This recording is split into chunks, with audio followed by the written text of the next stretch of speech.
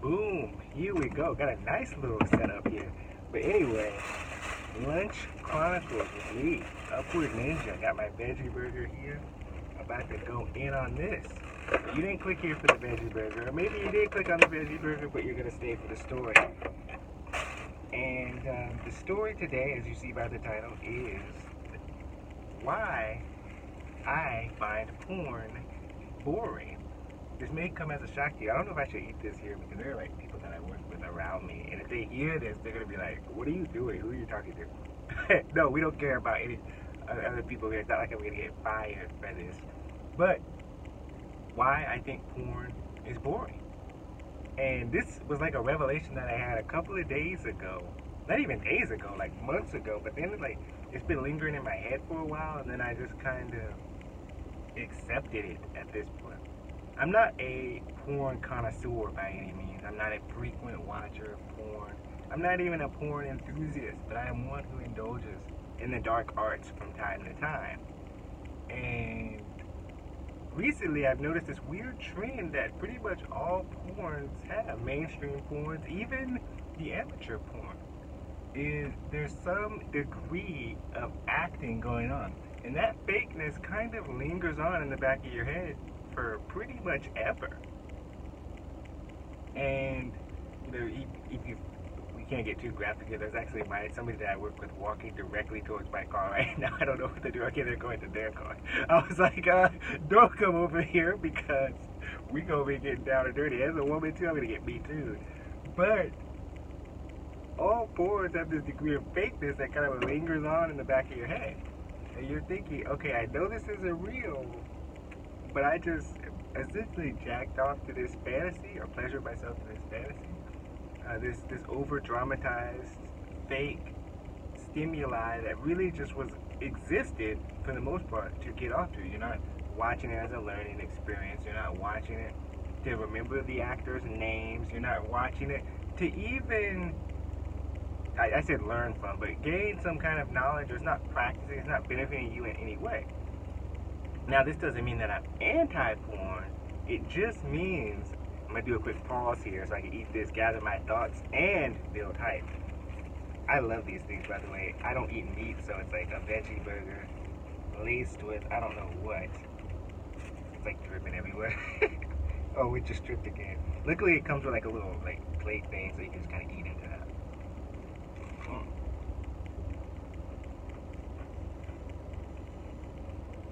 Oh.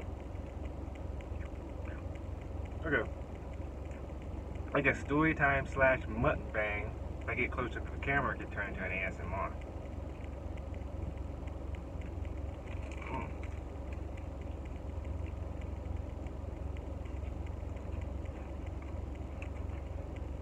Really?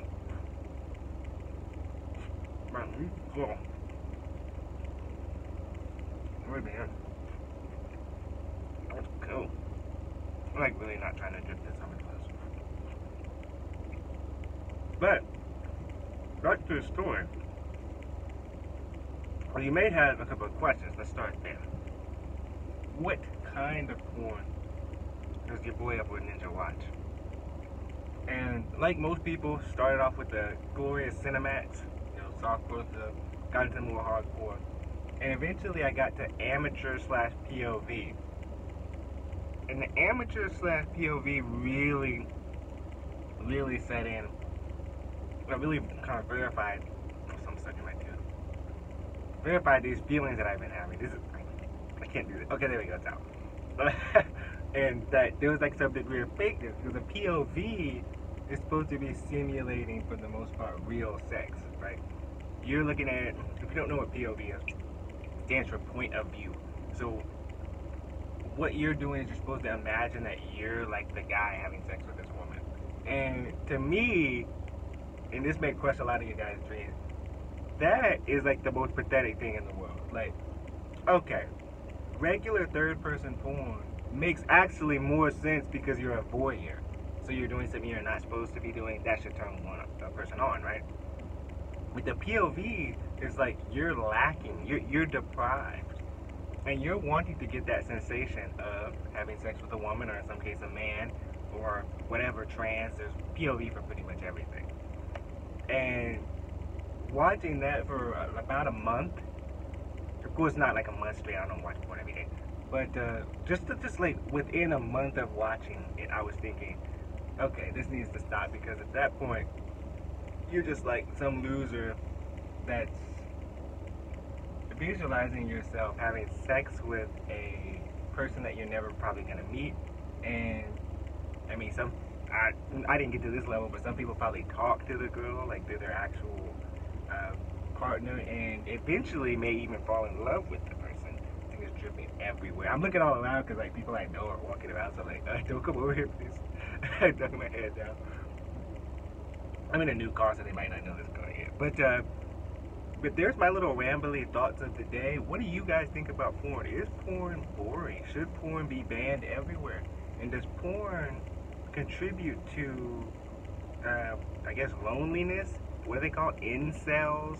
People who cannot get women? I think so. I think porn makes you comfortable, and you don't want any sense of complacence in your life. You always want to be striving to do better.